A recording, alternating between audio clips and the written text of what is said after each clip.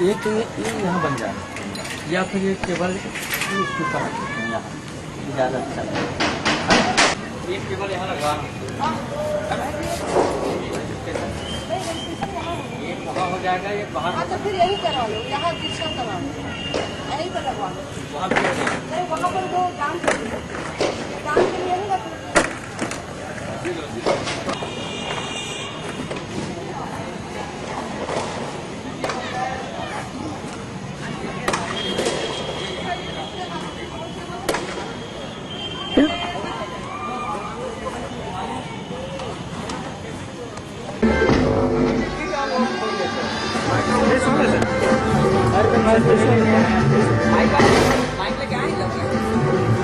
जल्दी में भागूं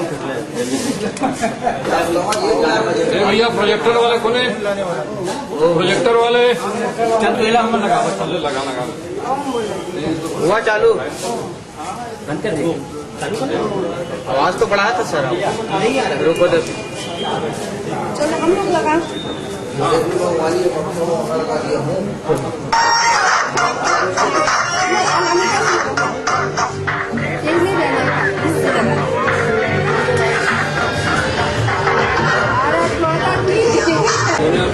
प्रकाश का वो है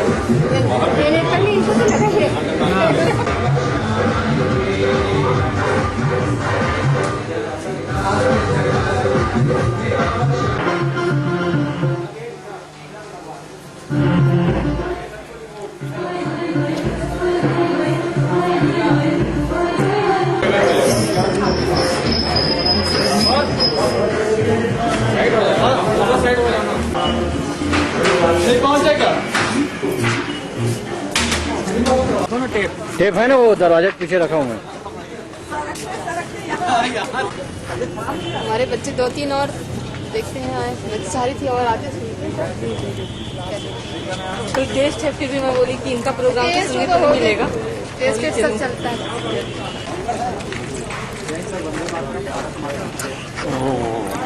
और आजकल आ नहीं रहा, आज खोज खबर नहीं ले रहे। सब आजकल नहीं आ रहा। अभी तो खराब बंदी हो गया, खाते सब तो थोड़ा एक दो बार आप प्रेरणा मिलेगी। नहीं ऐसा नहीं है, प्रेरणा वाली बात नहीं, अंदर से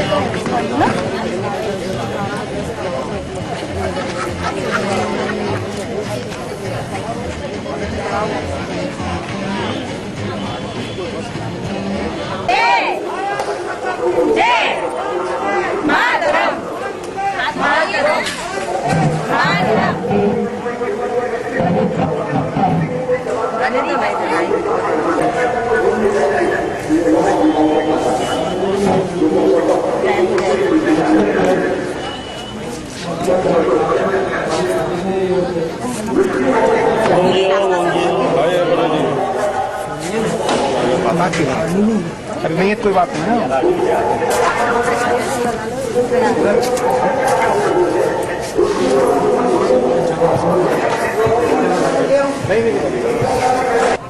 मीडिया के माध्यम से योग प्रशिक्षण प्राप्त कर चुके हैं हमारे सम्मानित संस्कारधारी के सम्मानित नागरिकों की ओर से हम उनका हृदय से स्वागत और अभिनंदन करते हैं। श्री राजीव दीक्षित जी का ऐतिहासिक उद्बोधन कुछ ही क्षणों में।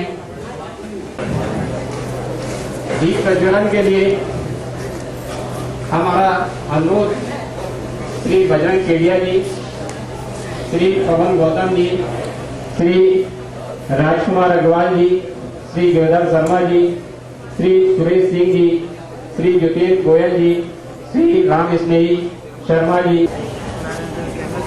श्री संजय अग्रवाल जी, श्री दया सागर जी, श्री जय बहन जी, श्री रवि स्वर्णकार जी से भी हमारा अनुरोध। इधर से आ जाइए, इधर से आ जाइए।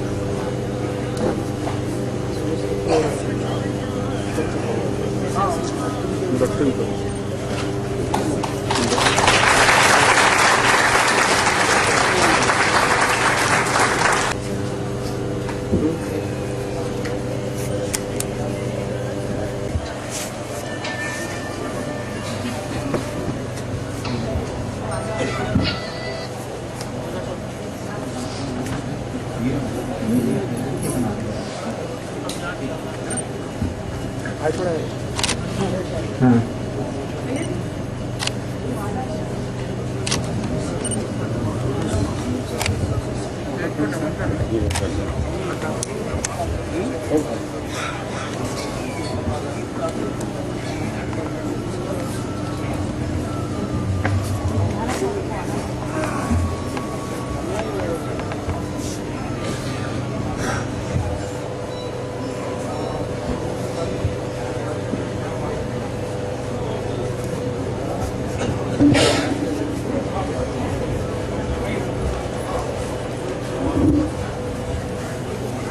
ओम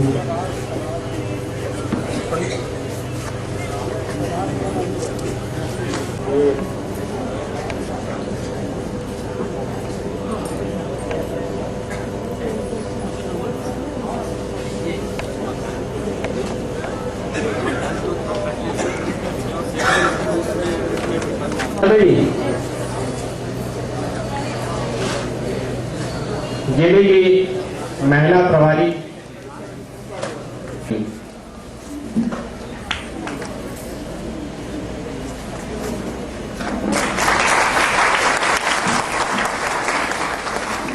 मंडल प्रभारी श्री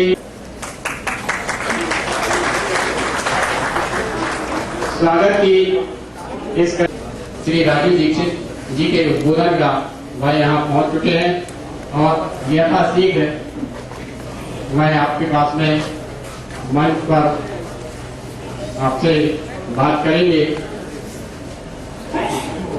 स्वामी जी का एक बात, राष्ट्र धर्म से बड़ा कोई धर्म नहीं, राष्ट्र हित से, राष्ट्र देव से बड़ा कोई देव नहीं, राष्ट्र हित सर्वोपरि है।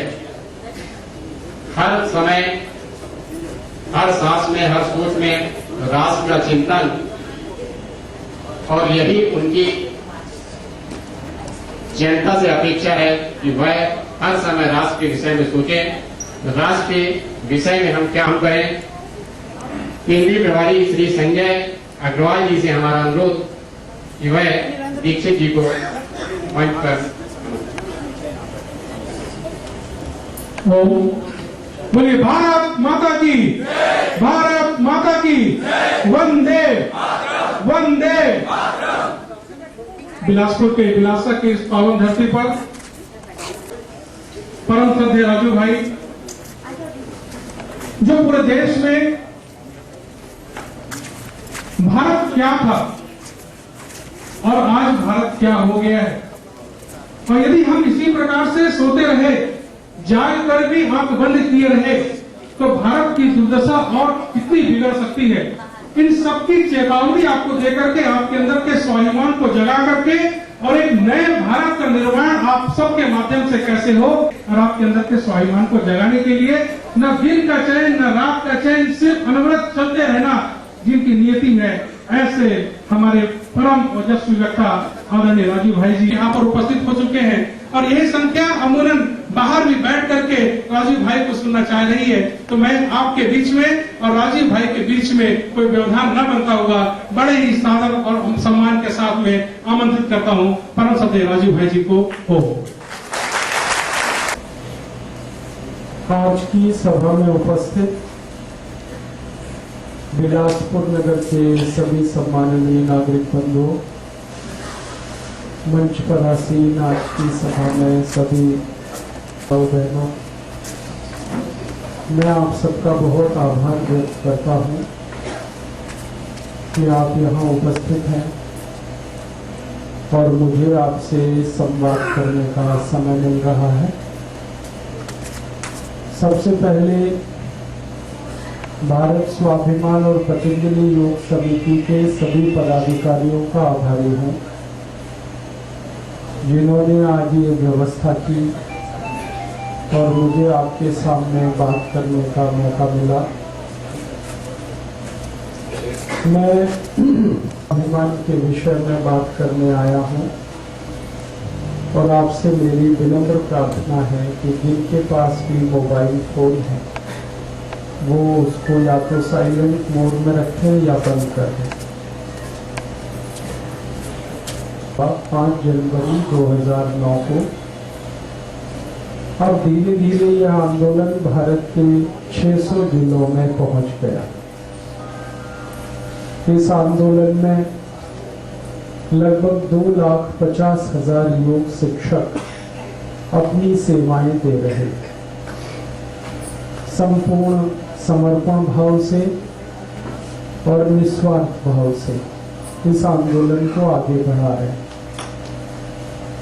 अगले 2 वर्षों में करीब 11 लाख योग शिक्षक और इसमें आने वाले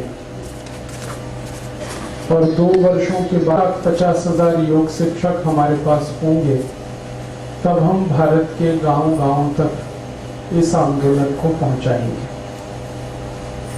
आपके मन में प्रश्न आएगा कि इस आंदोलन का उद्देश्य क्या है। इस भारत स्वाभिमान के आंदोलन के 2 प्रमुख उद्देश्य हैं।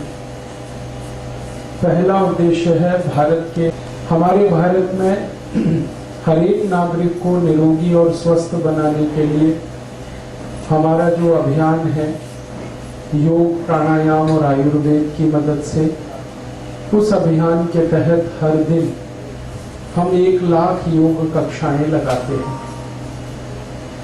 और 1 लाख योग कक्षाओं के माध्यम से हर दिन लाखों भारतवासियों को हम प्राणायाम सिखाते हैं। परम पूजनीय स्वामी रामदेव जी आस्था चैनल के माध्यम से हर दिन सुबह 5 से 7:30 बजे तक और करोड़ों भारतवासियों को प्राणायाम सिखाते हैं।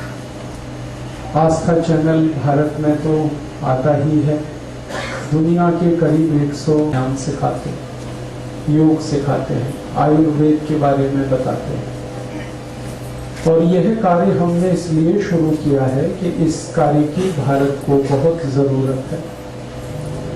हमारे देश को इस समय बहुत अधिक जरूरत है योग, प्राणायाम और आयुर्वेद की। बहुत अधिक लोग बीमार हैं। सारे भारत देश में बीमार लोगों की संख्या कितनी है ये भारत सरकार के आंकड़ों से आप समझ सकेंगे। अपने भारत में करीब 120, इसका मतलब ये हुआ कि 80% भारत बीमार। इसका मतलब ये हुआ कि अगर एक परिवार में 5 व्यक्ति माने जाएं तो हर एक परिवार में औसतन 4 लोग बीमार हैं। हमारे देश में लगभग 24 करोड़ परिवार हैं। हर परिवार में औसतन 4 लोग बीमार हैं। सबसे बड़ी जो बीमारी है हमारे देश में खून की कमी। हमारे भारत देश में सबसे बड़ी बीमारी है एनीमिया। लगभग हमारे देश की 40 करोड़ माताएं, बहनें इस एनीमिया बीमारी की शिकार है और 30 करोड़ भाई हमारे देश में पुरुष इस बीमारी के शिकार है। 70 करोड़ लोग तो एनीमिया नाम की बीमारी से ही पीड़ित हैं। ये सबसे बड़ी बीमारी है संख्या के हिसाब से। इसके बाद सरकारी आंकड़े बताते हैं कि 5 करोड़ 70 लाख लोगों को भारत में डायबिटीज है और ये इतनी खतरनाक तेजी से फैल रही है डायबिटीज कि हर 2 मिनट में एक व्यक्ति की मौत हो रही है इस देश में डायबिटीज से। हर 2 मिनट में एक व्यक्ति मर जाता है डायबिटीज के कारण और हर 1 मिनट में कोई ना कोई ऐसे कॉम्प्लिकेशंस हो जाते हैं डायबिटीज के कि व्यक्ति का जीवन हमेशा के लिए खराब हो जाता है। या तो किडनी फेल हो सकती है, या तो लीवर में कोई बड़ी को आंखों के रोग है। बहुत सारे भारतवासी हैं जिनको आंखों में ग्लूकोमा है, रेटिनल डिटैचमेंट है, मायोपिया है, कलर ब्लाइंडनेस है, डे ब्लाइंडनेस है, नाइट ब्लाइंडनेस है, और करोड़ों भारतवासियों की आंखों पे बहुत सारी बीमारी, दमा है, अस्थमा है, ब्रोंकियल अस्थमा है, ट्यूबरकुलोसिस है। इसी तरह से 17 करोड़ भारतवासी हैं जिनको घुटनों में दर्द है, कमर में दर्द है, हम जिसको आर्थराइटिस कह सकते हैं, गठिया, संधिवात, ये 17 करोड़ लोगों को है। 20 करोड़ भारतवासी ऐसे हैं जिनको या तो हाइपरटेंशन है या हाइपोटेंशन, या तो उनका ब्लड प्रेशर बढ़ गया या तो बहुत कम हो गया। और 27 करोड़ भारतवासियों के बारे में सही है जिनको हर समय कुछ ना कुछ बीमारी है, या तो उनको ये सब सूक्ष्म पोषक तत्वों की कमी के चलते बच्चे या तो शारीरिक विकलांग हैं या मानसिक विकलांग। हमारे भारत में लाखों बच्चे हैं जिनको प्रोटीन बहुत कम है, जिनको कार्बोहाइड्रेट्स पूरे नहीं मिल पाते, जिनके शरीर में विटामिन की कमी है, शरीर की आवश्यकता की पूर्ति करने वाले रासायनिक तत्व उन्हें नहीं है। और ये कारण है हमारी माताओं में खून की कमी होने का। अपने भारत में बड़ी दुर्भाग्य की स्थिति है कि एक साल में 2 करोड़ 38 लाख बच्चों का जन्म होता है। इसमें से 56 लाख बच्चे जन्म लेने के कुछ महीनों में और कुछ 1 साल में मर जाते हैं। 80 से 90 लाख बच्चे मार। एक तरफ सरकार बहुत सारी सुविधाएं बढ़ा रही है, चिकित्सा का तंत्र बहुत बड़ा हो गया। मैं आपको कुछ पुराने आंकड़ों के हिसाब से करूं तो आपको अंदाजा तुरंत लगेगा। जैसे हम 1951 में इस देश में दवाएं बहुत कम बनाते थे, हमारे भारत में दवाएं बहुत कम बनती थी। दवा बनाने वाली मुश्किल से 10-12 कंपनियां होती थी।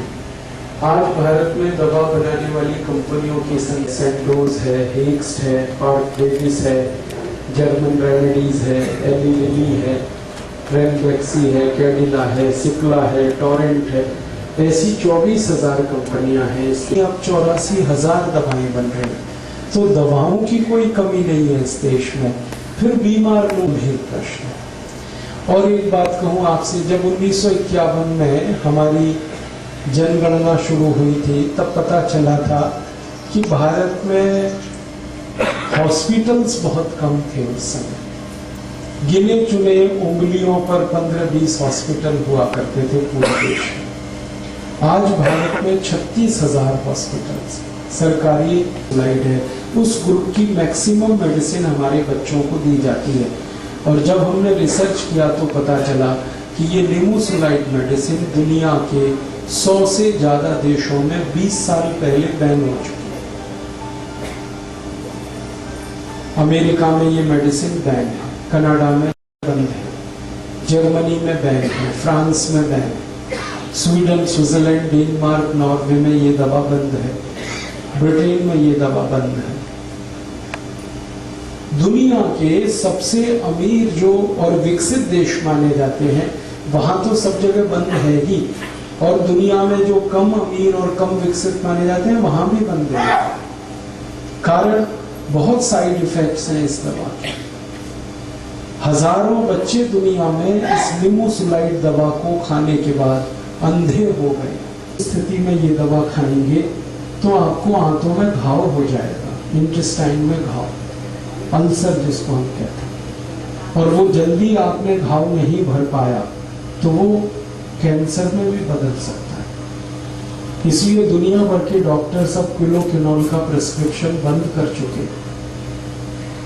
ऐसे ही 2 मेडिसिन है, मैक्साफॉर्म और एंट्रोबायोफॉर्म, ये दुनिया भर में बंद हो चुकी हैं 25-30 साल पहले।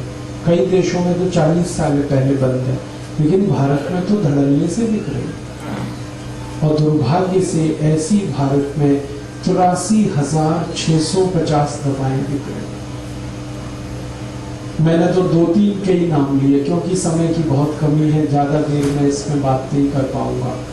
लेकिन आपको मैं कहना चाहता हूं कि इतना बड़ा घोटाला हमारे देश में चिकित्सा के क्षेत्र में चल रहा है कि जो जहरीली दवाएं हैं, बेकार की दवाएं हैं, जिनकी हमें कोई जरूरत नहीं है, वो हमें खिलाई जा रही है। आप बोलेंगे इसका कारण क्या है? इसका कारण है भ्रष्टाचार, करप्शन ऐसी है जो दूसरे देशों से आई है, मल्टीनेशनल से, विदेशी कंपनियां, और वो ऐसी दवाएं बना रही हैं जिनको वो अपने देशों में नहीं बनाते। मैं आपको नाम लेके बताऊंगा। एक बहुत बड़ी कंपनी है, उसका नाम है प्रॉक्टर एंड गैम्बल। ये अमेरिका से आई है और ये भारत में एक ऐसी दवा बनाती है जिसको अमेरिका में वो कभी भी नहीं बना सकते, क्योंकि अमेरिका में वो मेडिसिन कई साल पहले बंद हो चुकी है। आराम से मिल जाए, कोई तकलीफ नहीं है। और अगर छोटी मोटी कोई तकलीफ आई तो प्राइम मिनिस्टर ऑफिस को बिल्कुल ग्रीन सिग्नल दे सकता है, आपको प्राइम मिनिस्टर ऑफिस से मिल जाए जहर बनाने का लाइसेंस मिलता है। मैं ये ऐसी हवा में बात नहीं कर रहा हूं। एक अमेरिकन कंपनी हमारे यहाँ आई थी, यूनियन कार्बाइड। इसको एक ऐसा जहर बनाना था जो दुनिया में कहीं नहीं बनता। उसको पेस्टिसाइड, इंसेक्टिसाइड के लिए इस्तेमाल करना। उसका नाम उनके घरों के बिजली के बिल कंपनियां पे कर। इतना बुरा हाल है इसकी सिस्टम। आते हैं डॉक्टर्स के क्लिनिक में, उनको लालच देते हैं कि देखो ये मेडिसिन का प्रेस्क्रिप्शन करो इतना पैसा, इसका करो इतना, इसका करो इतना। डॉक्टर उस चक्कर में ये सब करते हैं। अब ये जो मेडिकल प्रोफेशन है ये सेवा नहीं है, ये बिजनेस है। अच्छा, जब बड़े बड़े डॉक्टर्स को हम कहते हैं कि आप भी इतने गिर गए, तो कहते हैं हम क्या करें, 40 लाख रुपए खर्च करके हमने MD किया, 50 लाख खर्च करके हमने MS किया, किसी बैंक से हमने कर्जा ले रखा है, तो हम कहां से निकालेंगे अपना पैसा? हाँ, ये डॉक्टर बनते हैं तो ये तैयारी कर रहे हैं कैसे कैसे लूटना, कहां से लूटना, और पढ़ाई भी उनको ऐसे ही कराई जाए, सेवा के लिए कोई। जब कोई पढ़ाई करके निकलता उसको कहो भाई गांव में जाके सेवा देनी, कोई तैयार नहीं जाने। फिर हम कमाई के टैक्स के पैसे से हम उनको पढ़ाई कराते हैं और लोगों की सेवा देने के लिए गांव जाने को कोई तैयार नहीं। छत्तीसगढ़ में ही देख लो क्या बुरा हाल है। पढ़ाई करा के कुछ को तैयार करो ताकि गांव में लोगों की तो सेवा हो, क्योंकि ये 5-6 साल वाले तो जाने को ही तैयार नहीं, क्योंकि गांव में किसको लूटेंगे। हाँ, इसलिए तो नहीं जाते कि लूटेंगे किसको भाई, कौन मिलेगा वहां लूटने को, गरीब आदमी है, कहां देगा पैसा। समस्या का समाधान क्या? इसके 2 समाधान है। पहला समाधान है कि हम सब लोग जो बीमारियों पर खर्च करने की हैसियत वाले लोग हैं, हमारी संख्या देश में 35 करोड़ है। 35 करोड़ भारतवासियों को माना जाता है कि वो मध्यम वर्ग के हैं, उच्च मध्यम वर्ग के हैं और उच्च वर्ग के हैं। हमारे जो पैसे खर्च करके डॉक्टर में आते हैं, मैं भी उसी में आता हूँ। तो एक रास्ता तो ये है कि आप सब इस फालतू दवाओं के दुष्चक्र से बचें। अगर बीमारी से बचना है तो आप ये फालतू दवाओं को ना खाएं। कम से कम वो दवाएं बिल्कुल ना खाएं जो दुनिया में कोई नहीं खा रहा है। और कुछ दवाओं के नाम तो याद कर लें, aspirin, disprin, novalgin, analgin, paracetamol, streptomycin, terramycin, baralgan, butazol, oxyphen, butazol, chloroquinol, diclofenac, remdesivir. इन दवाओं को कोई नहीं खा रहा है दुनिया, आप मत खाओ। और इसके साथ साथ अगर हिम्मत है आप में, तो मैं तो आपसे कहूंगा कि एक कदम और आगे बढ़ाओ। बेईमान डॉक्टर को कभी भी मत जाओ, उसके पास मत जाओ। मेरा कहना है बीमारी से नहीं, बेईमान डॉक्टर से बचो। अगर नुकसान हो रही है वो दवाएं मत खाओ। एक दवा के 100 साइड इफेक्ट्स हैं, वो कभी भी मत खाओ। और ऐसे बेईमान डॉक्टर्स के पास मत जाओ जो फालतू ऑपरेशन करते हैं, बहुत सारी दवाएं लिखते हैं। एक बीमारी के लिए एक ही दवा काफी होती है। 15-20 दवाएं अगर डॉक्टर लिख रहा है तो समझ लेना बहुत बड़ा कमीशन खो है। हाँ, एक ही मिनट में पता चलता है बेईमान कौन है और ईमानदार। आपको एक बीमारी है, एक ही दवा काफी है। चिकित्सा विज्ञान ये कहता है। सिद्धांततः ये कहा जाता है कि एक बार में एक दवा पर्याप्त होती है। अगर कोई डॉक्टर 15-20 दवाएं लिख रहा है, बीमारी एक ही है, तो समझ लो ये कमीशन के चक्कर में लिख रहा है। और अगर कोई डॉक्टर इलाज करने से पहले आपसे धीमे से पूछ रहा है कि आपका मेडिकल इंश्योरेंस है, तो समझ लेना महालूटखोर है। तो पूछ इसलिए रहा है कि कितनी जेब काटूं इसकी, अंदाजा लगा रहा है। और ऐसे ऐसे लूट मची है। एक दो बात और कहूं, आप सब बुद्धिजीवी लोग हैं, एंजियोप्लास्टी का जब आप ऑपरेशन कराते हैं, आपको मालूम है उसमें कितनी बड़ी पोल और लूट है। एंजियोप्लास्टी में क्या होता है, एक छोटा सा स्प्रिंग आपके आर्टरीज में डालते हैं। रक्त लेकर जाने वाली जो वाहिकाएं हैं हृदय तक, उनमें कहीं रुकावट है तो उसको हटाने के लिए एक स्प्रिंग डालते हैं, उसको चौड़ा करने के लिए नली को। वो स्प्रिंग वही होती है जो बॉल पेन में आपने देखी, बस उसके ऊपर एक मेडिसिन का कोट किया जाता है। वो स्प्रिंग मात्र 10 रुपए में बनती है, और आपको जब डाली जाती है तो बिल उसका 1.5 से 2 लाख रुपए होता है। लूट की खुली छूट है एंजियोप्लास्टी। और अगर आप बिलासपुर में एंजियोप्लास्टी कराएं तो हो सकता है 60-70 हजार लगे। वही एंजियोप्लास्टी रायपुर कराएं तो लाख रुपए लगे। दिल्ली चले जाएं 1.5 से 2 लाख लगे। मुंबई चले गए तो 3 लाख तक लग सकता है। ऑपरेशन एक ही है, कीमत सब जगह अलग अलग, क्योंकि आज तक सरकार ने इस सर्विस को रेगुलेट करने का कोई कानून नहीं बनाया, इसलिए ये लूट मची। और एक बात बताऊं, ये जो एंजियोप्लास्टी ऑपरेशन है ये पूरी तरह सफल नहीं होता।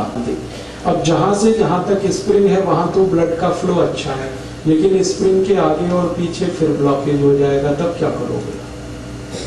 आपका तो 2 लाख बेकार हो गया। अगर आपके ब्लड में ब्लॉकेज करने की टेंडेंसी है तो कितना भी एंजियोप्लास्टी करो सब बेकार, तब तक आपका कोई ऑपरेशन कामयाब नहीं। इसलिए मैंने आपसे कहा कि ये फालतू ऑपरेशंस मत कराओ, फालतू दवाएं मत खाओ, ये बेईमान जो डॉक्टर्स हैं इनके पास मत जाओ। यही एक क्या, तो आप प्राणायाम करो, योग करो, आयुर्वेद की ऐसी दवाओं का उपयोग करो जो कभी भी शरीर को पर ऐसी कृपा की है कि हजारों दवाएं आयुर्वेद में हमको निःशुल्क दी है, कोई पैसा नहीं लगता उन दवाओं का। अब जैसे मैं आपसे कहूं, बेल पत्ते से दवाएं बनती हैं बहुत सारी आयुर्वेद में। अब बेल पत्ता आप तोड़ के लाओगे, क्या पैसा खर्च होगा? कहीं भी मिलता है, तोड़ लो, आप उससे दवा बना लो, उपयोग करें। एक बहुत अच्छी घास होती है, उसको पत्थर चट्टा कहते हैं, उससे कई दवाएं बनती हैं स्टोन प्रॉब्लम की। सड़क पे लगी हुई है। अभी मैं आ रहा था मुंगेली से बिलासपुर, तो थोड़ी नजर इधर उधर डाली तो कितनी दवा लगी हुई है पत्थर चट्टा सड़क पे घास के रूप में। तोड़ लो, इस्तेमाल करो। ऐसी हजारों दवाएं हैं। किसी पेड़ का पत्ता दवा है, किसी पेड़ की जड़ दवा है, किसी पेड़ का तना दवा है, किसी पेड़ का फल दवा है, किसी पेड़ का फूल बहुत अच्छी दवा है। और हजारों तरह के पेड़ प्रकृति ने हमें दिए हैं, हमको तो बस पहचानने की देर है। दवाएं तो सब है हमारे पास। तो आप ऐसी दवाओं का उपयोग करें। और ये दवाएं जो है ना, बहुत अच्छे से गंभीर बीमारियों को ठीक करते हैं, बहुत अच्छे से। बस एक बार हमें उपयोग करके देखने की देर है। तो मेरा निवेदन है कि आप आयुर्वेद की दवाएं उपयोग करो, जिनमें कोई पैसे भी खर्च नहीं होते, शरीर को दुष्परिणाम नहीं होता। और दूसरा, योग प्राणायाम करो, इसमें तो कुछ भी खर्चा नहीं।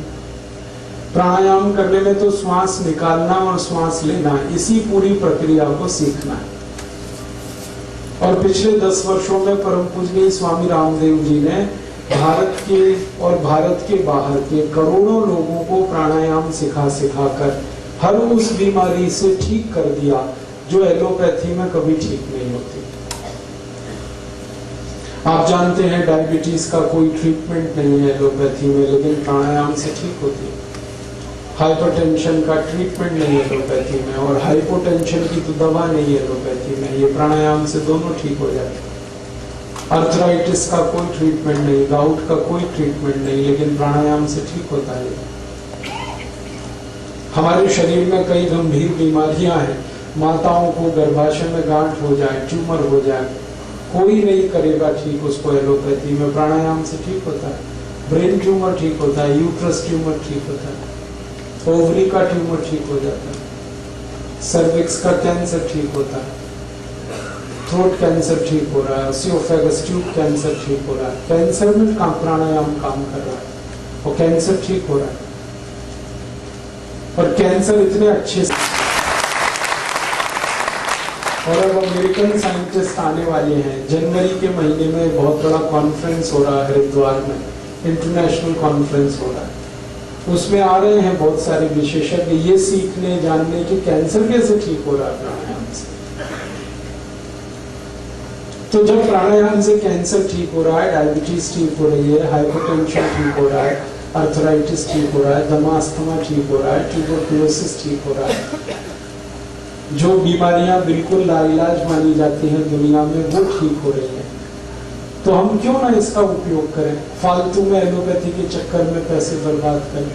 तो मेरी आपको यही एक सलाह है, निवेदन है कि आप प्राणायाम करें, योगासन करें और आयुर्वेद की कुछ दवाओं का उपयोग कर लें, तो आपकी लगभग हर बड़ी बीमारी आप ठीक कर पाएंगे।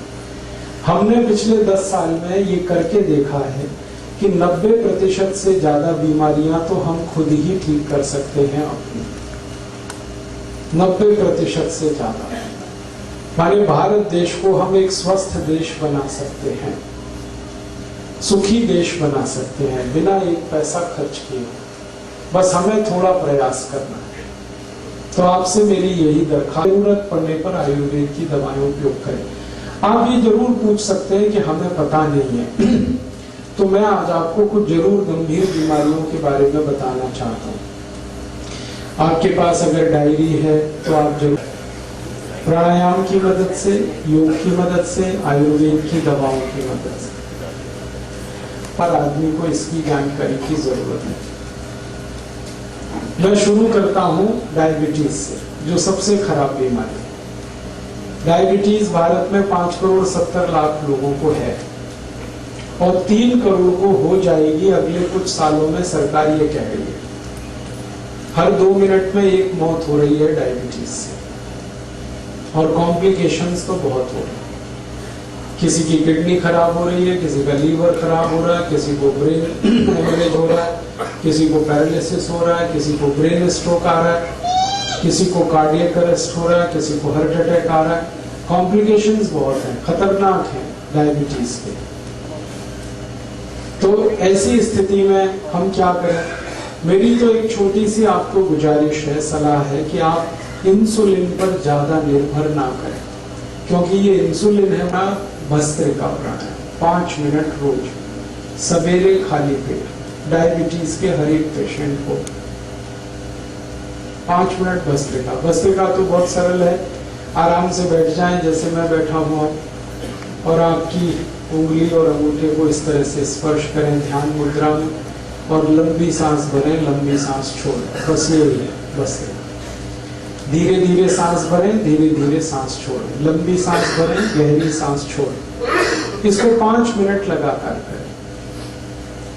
इसके बाद कपालभाति, कपालभाति आधा घंटे करें, लगातार करें। कपालभाति में क्या है? झटके के साथ और ताकत से सांस को बाहर निकालना, और सांस के निकालने पर ध्यान देना है, लेने पे ज्यादा परेशानी आपको नहीं करनी। लेने का काम तो शरीर खुद कर लेगा, निकालने का ध्यान रखना है। झटके से सांस निकालनी है, ताकत से निकालनी, और जब सांस निकालेंगे तो पेट अंदर जाएगा। बस सीधी सी बात। एक बार मैं आपको दिखाता हूं, आपको तुरंत समझ में आ जाएगा।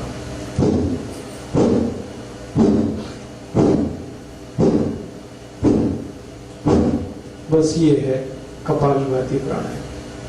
आधा घंटे लगातार करें। अगर थक जाए तो बीच में थोड़ी देर रोक के फिर दोबारा शुरू कर दें। करना आधा घंटे। और तीसरा एक प्राणायाम करना है, अनुलोम विलोम। अनुलोम विलोम में क्या करना है आपको, आपकी दाहिनी नाक को दाहिने अंगूठे से बंद करें और बाईं नाक से पूरी सांस को निकालना है।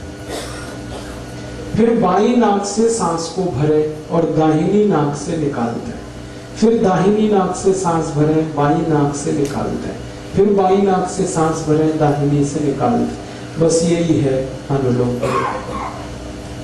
इसको आधा घंटा करना। एक बार दिखा देता हूं, आप आराम से कर पाएंगे।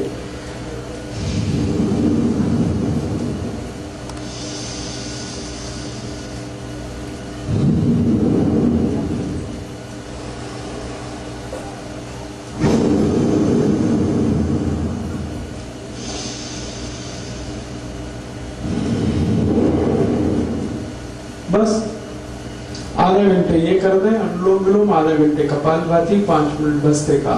ये बहुत अच्छा ट्रीटमेंट है डायबिटीज के लिए। और इसके साथ आप चाहें तो आयुर्वेद की एक दवा जरूर ले लें। हमारे पतंजलि चिकित्सा केंद्र में तो मधुनाशिनी वटी एक आयुर्वेदिक दवा है जो डायबिटीज के लिए है, वो मिलती है। लेकिन आप चाहें तो अपने घर में भी बना सकते। 100 ग्राम मेथी का दाना ले लें और इसको धूप में सुखाकर पत्थर पे पीस के इसका पाउडर बना लें। 100 ग्राम तेज पत्ता ले लें। इसको 100 ग्राम जामुन की गुठली ले लें, जामुन का बीज। इसको धूप में सुखाकर इसको पीसकर इसका पाउडर बना लें। और 250 ग्राम बेल पत्र के पत्ते ले लें। इसको धूप में सुखाकर इसको पीसकर इसका भी पाउडर बना लें। तो 250 ग्राम बेल पत्र के पत्ते, उसको सुखाकर पीस के पाउडर बनाना। 150 ग्राम जामुन का बीज या जामुन की गुठली, उसको सुखाकर पीसकर पाउडर बनाना। 100 ग्राम मेथी का दाना और 100 ग्राम तेज पत्ता, ये चारों को पीस लिया, पाउडर बन गया। अब ये आपस में मिक्स कर लें, सबको एक दूसरे में मिला दें। बस यही दवा है। इसको कैसे खाएंगे, 1 चम्मच सुबह ले लें गर्म पानी के साथ, खाना खाने से घंटे भर पहले, और 1 चम्मच शाम को ले लें जब रात का खाना खाते हैं ना, उससे 1 घंटे पहले। तो सुबह शाम 1-1 चम्मच पाउडर गर्म पानी के साथ खाना खाने से घंटे भर पहले। 1.5-2 महीने अगर आपने ये दवा ले ली लगातार और ये प्राणायाम कर लिया, तो ये पक्का मान लीजिए कि आपकी डायबिटीज बिल्कुल ठीक हो जाएगी। कोई कारण नहीं है ना। बहुत सही इसके लिए हजारों साल। और ये टाइम टेस्टेड मेडिसिन है। टाइम टेस्टेड माने समय पर जिन दवाओं की परीक्षा हो चुकी है और खरी उतरी है। हमारे जो पुराने वैद्य हैं ना, वो सब इस्तेमाल करते रहे इन दवाओं। आयुर्वेद में इनका बहुत अच्छे से वर्णन है, शुगर को कंट्रोल करने और ठीक करने। तो आप ये दवा खाएंगे और प्राणायाम करेंगे। बस एक ही बात है जो सावधानी आपको रखनी है, परहेज। डायबिटीज के सभी मरीजों को थोड़ा परहेज करना है, और परहेज ऐसा करना है कि ज्यादा चीजें ऐसी खाएं जिनमें फाइबर हो, रेशा ज्यादा हो, high fibre low fat diet, घी तेल वाली डाइट कम हो और फाइबर वाली ज्यादा हो, रेशेदार चीजें ज्यादा खाएं। सब्जियां सब में रेशे हैं वो खाएं। दाल जो खाएं वो छिलके वाली खाएं, क्योंकि उनमें रेशा बहुत होता है। छिलके वाली सब दाल खाएं। मोटा अनाज ज्यादा खाएं, मोटे अनाज में फाइबर बहुत होता है, तो मोटा अनाज खाएं। दाल सभी छिलके वाली, सब्जियां भरपूर खाएं। फल आदि ज्यादा ऐसे खाएं जिनमें रेशा बहुत है। तो आपको ऐसी डाइट लेनी है जो हाई फाइबर है और फैट में कम है। और दूसरा एक परहेज है, चीनी ना खाएं, चीनी छोड़, क्योंकि डायबिटीज की इस पूरी बीमारी को ठीक होने में चीनी सबसे बड़ी रुकावट है। आप जो चीनी खाते हैं ना, इसमें तकलीफ ही तकलीफ है। आपको एक दो बात मालूम है चीनी के बारे में कि इसमें कोई ऐसा, ये तो एक बात है, और जिसके साथ आप इसे खाओगे उसे भी हजम नहीं होने देगा। जैसे खाने के साथ आपने चीनी खाई तो चीनी तो हजम होगी नहीं, खाने को भी नहीं हजम होने देगी। इसमें है क्या जो आप खा रहे हो? मीठापन भी उसका आपके काम का नहीं है। देखो, जो मीठापन हमारे बहुत काम आता है उसका नाम है फ्रक्टोज। सुक्रोज भी एक मीठापन है, फ्रक्टोज भी एक मीठापन है। फ्रक्टोज जो है ना वो काम आता है अपने शरीर को। फ्रक्टोज किस में होता है? चीनी को छोड़कर भगवान की बनाई हर मीठी चीज में फ्रक्टोज होता है। जैसे आम है पका हुआ, उसमें फ्रक्टोज है, केला है उसमें फ्रक्टोज है, अंगूर है, नाशपाती है, अमरूद है, संतरा है, मौसमी है। सीधे शब्दों में कहूं, उसे खाओ। और ये इंसान की बनाई हुई चीनी है, इसे मत खाओ, क्योंकि इंसान जो है ना वो शैतान हो सकता है, भगवान कभी शैतान नहीं होता। चीनी बनाता है आदमी और फल बनाए हैं सब भगवान ने।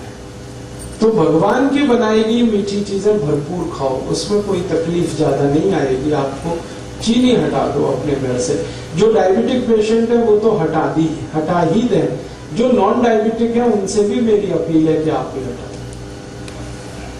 तो आप बोलोगे फिर हम क्या खाएंगे मीठा? गुड़ खाओ ना, गुड़ बहुत अच्छा है आपके। चीनी से 1000 गुना अच्छा है गुड़। मैं गुड़ और चीनी की जगह तुलना समझा दूं आपको। गुड़ में कैल्शियम भरपूर है, गुड़ में फास्फोरस भरपूर है, गुड़ में पोटेशियम भरपूर है, फ्री में। और भारतवासी तो ऐसे हैं कि फ्री में जहर भी मिले तो लेने को तैयार। आप जानते हैं कोई भी आदमी जब पहली बार गुटखा खाता है तो फ्री में ही खाता है। हाँ, पहली बार तंबाकू खाएगा फ्री में खाएगा, पहली बार सिगरेट पिएगा फ्री में पिएगा, पहली बार दारू पिएगा फ्री में पिएगा, फिर बाद में पैसे लगाएगा उसमें। अंग्रेजों को हमारी ये कमजोरी का पता चल गया कि भारत में अगर कोई चीज फैलानी है तो फ्री में बांटो पहले, फिर यही भारतवासी खरीदेंगे उसको। चाय बेची उन्होंने तो ऐसे ही फ्री में भी लाई, पहले चीनी भी ऐसे ही लाए।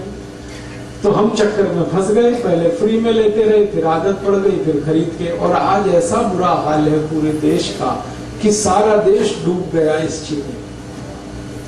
चाय में चीनी, दूध में चीनी, दही में चीनी, लस्सी में चीनी, मिठाइयों में चीनी। कई अद्भुत लोग तो ऐसे हैं जो दाल में भी चीनी डाल के खाते हैं। हाँ, बिना चीनी की दाल भी नहीं खाते, सब्जियों में चीनी डाल लेते। भला करे भगवान इन सबका जल्दी इनको बुद्धि आए, ये चीनी से मुक्त हो जाए। और मैं आपको एक गहरी बात कह रहा हूं कि अंग्रेजों ने यहाँ तो चीनी में डबो दिया, फंसा दिया हमको, और उनके अपने देश में वो सब चीजें शुगर फ्री बना रहे हैं आज तक। आप इंग्लैंड में जाओ, लंदन में बड़े डिपार्टमेंटल स्टोर्स में हर मिठाई शुगर फ्री मिल जाएगी। आप शुगर फ्री केक बन रहे हैं, शुगर फ्री चॉकलेट्स बन रही हैं, शुगर फ्री पेस्ट्रीज बन रही हैं। जो उनकी मिठाइयां हैं वो यही है, चॉकलेट, पेस्ट्री वगैरह वगैरह, वो सब शुगर फ्री बना रहे हैं और खा रहे हैं, खिला रहे हैं, और महंगी बिक रही है। फिर 120 किलो। ये सारा दुष्परिणाम चीनी का है। और चीनी से भी ज्यादा खतरनाक एक चीज इन्होंने बनाई थी, सैकरीन। पहले ये जागृति इतनी ज्यादा आ गई है, डॉक्टर्स लगे हैं, बड़े बड़े हेल्थ एक्सपर्ट्स इसमें लगे हैं, स्कूल में जा जाके बच्चों को कह रहे हैं शुगर फ्री खाओ कोई भी चीज। तो बच्चों ने वहां पेप्सी बंद किया है, कोका कोला बंद किया है, पेस्ट्रीज खा रहे हैं तो वो शुगर फ्री खा रहे हैं, चॉकलेट खा रहे हैं तो शुगर फ्री, और उन्हीं की बिक्री बढ़ रही है। तो वहां जागरूकता आ गई और वो समझ गए, और उन्होंने देखा कि उनके मोटापे का कारण चीनी है, उनके हाई ब्लड प्रेशर का कारण चीनी है, उनके देश में डायबिटीज का कारण चीनी है, ब्रेन स्ट्रोक का कारण चीनी है। अब तक जो रिसर्चेज हुई है वो बताती है कि चीनी 103 बीमारियों का कारण है, 103 डिसीज खाली चीनी से आती है, तो वो मना कर रहे हैं कि मत खाओ। और अच्छे से उनके यहाँ ये बात चल पड़ी है। सांसद शुगर लॉबी के हैं और इन्होंने कंट्रोल कर रखा है पूरे देश की पॉलिटिक्स को। प्राइम मिनिस्टर कोई बने, चलती इन्हीं की, और हर पार्टी में घुसे हो। और ये एक भी ऐसा कानून नहीं बनने देते जो चीनी के खिलाफ जाए। आपको मालूम है गन्ना सबसे सस्ता खरीदा जाता है इस देश में, और चीनी सबसे महंगी बिकती है इस देश में। ये क्या चक्कर है? लूट रहे हैं ये सारे देश। गन्ना किसानों को 3-3 साल पेमेंट नहीं करते ये चीनी मिल वाले। किसान बेचारे तड़पते, परेशान होते, चक्कर काटते रहते, और पेमेंट होता है तो भी सबसे कम कीमत लगा, और चीनी सबसे महंगी कीमत पर बेचती है। बीच का सारा पैसा लूट के ये अपनी खराब राजनीति को और देश के ऊपर गलत कानूनों को थोपते रहते हैं। तो अगर आप चाहते हैं कि ये देश करप्शन फ्री हो और इस देश के भ्रष्ट नेताओं को हम किनारे करने में, खाना खाएंगे उसको हजम होने में, डाइजेस्ट होने में सामान्य रूप से 6 घंटे लगते हैं। लेकिन अगर आपने गुड़ खा लिया तो 4 घंटे में ही वो खाना आपका पचेगा। ये गुड़ पर हमारे आयुर्वेद की सबसे बड़ी रिसर्च है। तो आप खाने के बाद गुड़ जरूर खाएं, खाना जल्दी पचेगा। और इसका उल्टा है, अगर आपने खाने के बाद थोड़ी चीनी खाई तो ये खाना तो पचेगा नहीं कम से कम 8 घंटे तक, और वो चीनी को पचाने में पूरा खाना बर्बाद हो जाएगा, लेकिन चीनी पचेगी नहीं। चीनी में एक केमिकल जो हमेशा याद रखी खा रहे हैं तो वो आपके शरीर में जा रहे हैं, और ये जो गंधक है सल्फर, ये चली तो जाती है शरीर में चीनी के साथ, लेकिन निकलती नहीं बाहर। हमारे शरीर की ऐसी व्यवस्था है जिसमें कोई गंदगी, कोई कचरा गया तो या तो यूरिन के साथ निकल जाएगा, पेशाब के साथ, नहीं तो स्टूल के साथ, मल के साथ, नहीं तो पसीने के साथ निकल जाएगा, कभी जरूरत हुई तो बलगम के साथ निकल जाएगा। भगवान ने व्यवस्था बना दी। लेकिन चीनी का जो सल्फर है ये नहीं निकलता, ये जमा होता रहता है, रक्त में जमा होता है, खून में जमा होता है, और एक लिमिट जब ये क्रॉस कर जाते, भारत से गए तो चीनी भी उनके साथ हम भेज देते। सारी चीनी मिलें उठा के वो ले जाते यहाँ से, क्योंकि इसमें कबाड़ और कचरा है और कुछ है नहीं, तो देश का भला हो जाता। वापस हम फिर गुड़ खाने लगते, गुड़ बनाने लगते, लेकिन वो नहीं हुआ। अंग्रेजों को भगा दिया, चीनी को रख लिया, और आप स्वस्थ बनेंगे, निरोग बनेंगे, ये मैं आपको गारंटी दे रहा हूँ। आप चीनी छोड़ के आज से शुरू करके देखिए, 15 दिन में वेट कर लीजिए अपना, आपको आश्चर्य लगेगा कि आपका वजन कम हो रहा है 15 ही दिन में। कितना भी वेट आपका बढ़ा है, चीनी छोड़ के देखिए, सब वजन कम हो जाए। तोंद बाहर निकली है, पेट बाहर निकला है, चीनी छोड़ के देखिए पेट अंदर चला जाए। घुटने का दर्द है, कमर का दर्द है, कंधे का दर्द है, सब में आराम हो जाए। नींद अच्छी नहीं, छोड़ के देखिए कम हो जाए। माइग्रेन आपका जो है ना बहुत तकलीफ दे रहा है, चीनी छोड़ के देखिए खत्म हो। एक चीनी छोड़ते ही बहुत तरह के रिलीफ होना शुरू होते हैं, और आप सबसे बड़ा रिलीफ ये पाएंगे कि आपको शरीर हल्का लगेगा हर तरह से। छोड़ के देखिए, हमने हजारों की छुड़वाई और सब एक ही बात कहते हैं, वजन कम हो गया, पहले से अच्छी नींद आ रही है, घुटने का दर्द कम हो गया, कमर का दर्द कम हो गया, कई तरह की सर्दी, जुकाम, तरह तरह की स्नोफीलिया, साइनस जैसी बीमारियों में रिलीफ आया, क्योंकि खून शुद्ध होने लगा ना, तो सब ठीक ही होने वाला है। तो आप इसको करिए और दूसरों को भी बताइए, और आप इस काम को थोड़ा गंभीरता से कर पाए तो आप स्वस्थ होने के रास्ते पर आगे बढ़ जाएंगे, बीमारियां बहुत कम हो जाएंगी। तो डायबिटीज के बहाने मैंने आपसे ये बात कही, थोड़ा जल्दी जल्दी 2-3 बातें और कह दूं। सबकी बात हुई, हाई ब्लड प्रेशर आपको है तो आप तीनों प्राणायाम करिए, भस्त्रिका 5 मिनट, कपालभाति आधा घंटा, अनुलोम विलोम आधा घंटा, और हर दिन थोड़ी कुछ आयुर्वेदिक दवाएं ले लीजिए जो घर में ही है। जैसे बहुत अच्छी दवा आपके घर में है दालचीनी, दालचीनी मसाले के रूप में आप यूज करते हैं, वो आप खाइए। आधा चम्मच शहद, आधा चम्मच दालचीनी गर्म पानी के साथ। बहुत अच्छी दवा है। इन दोनों में से कोई एक, या तो वो या तो ये। दूसरी, आधा चम्मच लीजिए, 1 गिलास गर्म पानी में रात को भिगा दीजिए, रात भर पड़ा रहने दीजिए उसको पानी में। सवेरे उठकर पानी को पी लीजिए और मेथी दाने को चबा के खा लीजिए। ये बहुत जल्दी आपका हाई बीपी ठीक करेगा। 1.5 से 2 महीने में बिल्कुल नॉर्मल कर देगा।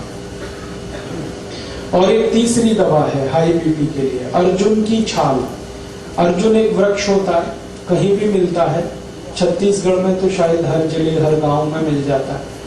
ये वृक्ष का 25-30 रुपए किलो में मिलेगी, बहुत सस्ती। इस अर्जुन की छाल को धूप में सुखा के पत्थर में पीस के बना लीजिए इसका पाउडर। आधा चम्मच पाउडर आधा गिलास गर्म पानी मिला के ले लीजिए। बहुत अच्छा होगा कि आधा चम्मच अर्जुन छाल पाउडर को आधा गिलास गर्म पानी में अर्जुन की छाल। और एक अच्छी दवा है अपने घर में, उसका नाम है लौकी का रस। 1 कप 5 पुदीना पत्ता, 5 तुलसी पत्ता मिला के 3-4 काली मिर्च पीस के ये सब डाल के पीना, बहुत अच्छे से आपका बीपी ठीक करेगा। और ये हृदय को भी बहुत व्यवस्थित कर देता है। परम पूजनीय स्वामी रामदेव जी ने पिछले 10 वर्षों में करोड़ों भारतवासियों को लौकी का रस पिलाया और गंभीर रोग ठीक हुए उनके। डायबिटीज ठीक हुई, हाई बीपी ठीक हुआ। आज स्थिति ये है कि जो लौकी कभी 2 रुपए किलो बिका करती थी, अब वो 20 रुपए किलो हो गई। क्योंकि डिमांड बढ़ी ना, तो कीमत बढ़ गई। हमें इसका कोई अफसोस नहीं। अगर थोड़ी कीमत भी बढ़ी तो फायदा किसी किसान को ही मिल रहा है। आप चाहें तो लौकी को अपने घर में भी लगा सकते हैं। थोड़ी भी कच्ची जमीन है, लौकी आराम से होती है। और लौकी के बारे में कहा जाता है कि खराब से खराब जमीन पे लौकी की बेल फैला दीजिए तो नीचे का तापमान कम हो जाएगा, अंदर का। लौकी तो मिलेगी फ्रेश, घर के अंदर का तापमान कम हो जाए। करके देखा मैंने, और इसमें कम से कम 3 से के भी पास है, 10 फीट लंबी 10 फीट चौड़ी। तो इसमें कम से कम 100 वर्ग फीट की छत में 5,000 रुपए की लौकी पैदा कर सकते हैं। कम से कम खुद खा सकते हैं, पड़ोसियों को खिला सकते हैं, क्योंकि ये बहुत भरपूर फल देने वाली बेल क्रीपर है। सूर्य के प्रकाश को ज्यादा अवशोषित करके काम करने वाला ये पौधा है। तो आप लौकी का रस पिए, बहुत अच्छा है। हाई बेल पत्र के पत्ते ये हाई ब्लड प्रेशर में बहुत काम आते हैं, आप इसको उपयोग करिए। 5 पत्ते ले लीजिए बेल पत्र के, पत्थर में पीस के बनाइए उसकी चटनी। और जो चटनी बन गई बेलपत्र के पत्ते की, उसको 1 गिलास पानी में डाल के खूब गर्म कर दीजिए। इतना ये सबसे जल्दी हाई ब्लड प्रेशर को ठीक करता है। और ये बेलपत्र आपके शुगर को भी नॉर्मल कर देगा। जिनको हाई ब्लड प्रेशर और डायबिटीज दोनों है, उनके लिए ये सबसे अच्छी दवा बेलपत्र। शुगर भी ठीक होगी, ब्लड प्रेशर भी ठीक। और ये बेलपत्र वही है जो हम शंकर भगवान को अर्पित करते हैं। मेरा एक निवेदन है कि आप जब शंकर भगवान को बेलपत्र अर्पित करते हैं तो शंकर जी का स्पर्श करा के ये वापस ले आइए, क्योंकि ये प्रसाद है। आप वहां मंदिर में छोड़ देते हैं बेलपत्र को, पुजारी क्या करता है, वो इकट्ठा करके कचरे के डिब्बे में फेंक देता है। मैंने इसका हिसाब निकाला था कि जितने शंकर जी के मंदिर भारत में हैं, सावन के महीने में, सावन का महीना सबसे ज्यादा, हमारे आधा कप रोज सुबह खाली पेट हमारी भारत की जो गाय है, जिसको हम देशी गाय कहते हैं, स्वदेशी गाय कहते हैं, इसका आधा कप मूत्र रोज सुबह खाली पेट कोई भी पिए, हाई ब्लड प्रेशर बहुत जल्दी ठीक होता है। और ये गोमूत्र बहुत अद्भुत है, ये हाई ब्लड प्रेशर को ठीक करता है, ये लो बीपी को भी ठीक कर देता है, दोनों में काम आता है। और यही गोमूत्र डायबिटीज को भी ठीक कर लेता है। अगर आप खाली गोमूत्र पी रहे हैं तो आपकी शुगर भी ठीक होगी, बीपी भी ठीक होगा।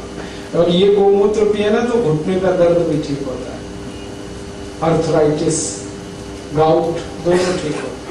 ये अगर गोमूत्र आप पी रहे हैं तो दमा भी ठीक होता है, अस्थमा ठीक होता है, ट्यूबरकुलोसिस ठीक हो जाता है गोमूत्र से।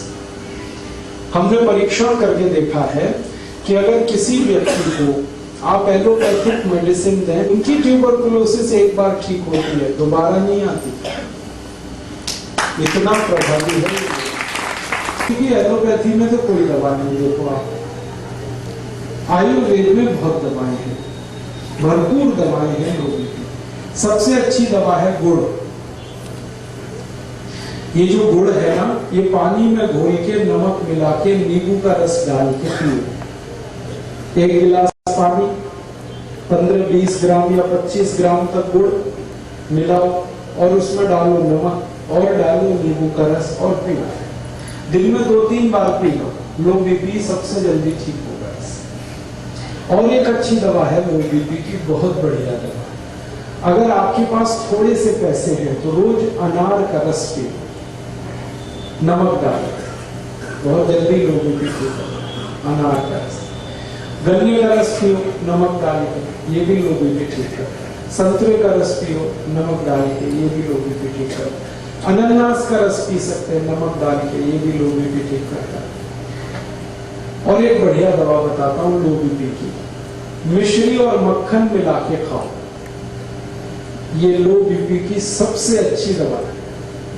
मक्खन मिश्री, मक्खन वो जो घर में आप निकालते हैं, बाजार वाला नहीं। दही बना के उसमें से मक्खन जो निकलता है वो मक्खन ताजा, और मिश्री मिला के खाओ। श्री कृष्ण भगवान की डाइट है मक्खन मिश्री, रोज खाते, और इसी की ताकत से कंस को मारा, जरासंध को मारा, इसी की ताकत से।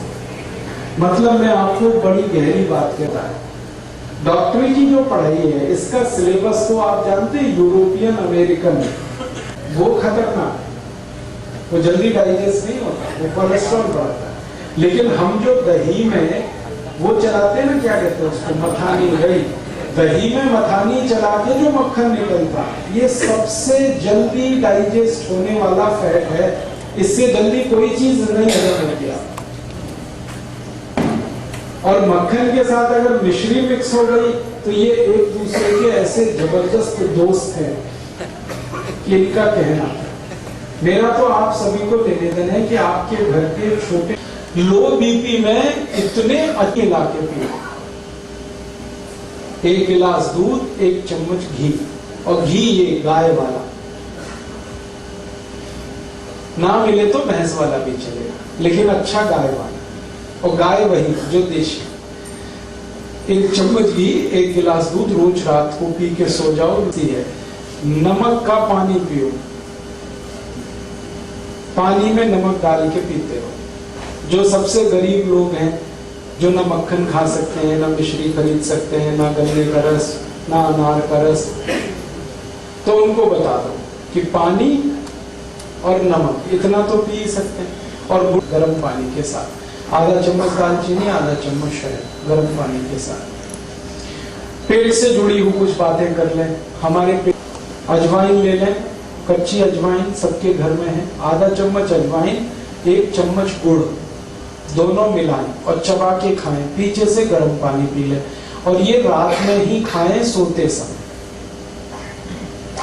जिनको कॉन्स्टिपेशन बहुत रहता है, पेट साफ नहीं होता, वो रात को सोते समय 1 चम्मच गुड़, आधा चम्मच अजवाइन मिला के चबा के खाएं। मोतियाबिंद हो सकता है, काला मोतिया हो सकता है, रेटिनल डिटैचमेंट बीमारी आई, या मायोपिया हुआ, या colour blindness, day blindness, night blindness, कई बीमारियां हैं जो गोमूत्र ठीक कर देता है।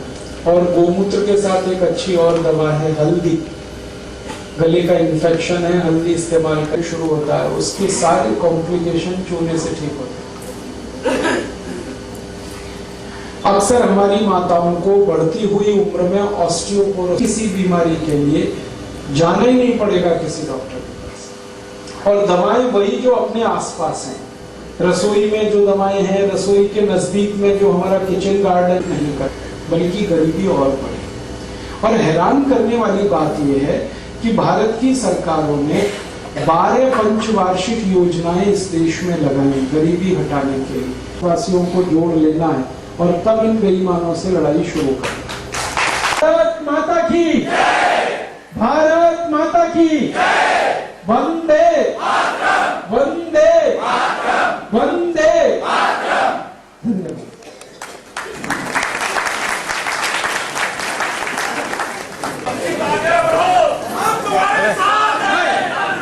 आप सभी उपस्थित महानुभाव, परम आदरणीय धन्यवाद। आज इस कार्यक्रम को जो आयोजित किए हमारे परम श्रद्धेय संजय अग्रवाल जी, जो हमारे संरक्षक हैं, आदरणीय दयाशंकर जी जो पता सम्मानीय अध्यक्ष हैं, आदरणीय रविंद्र सोनकार जी जो हमारे केंद्रीय प्रभारी हैं, जया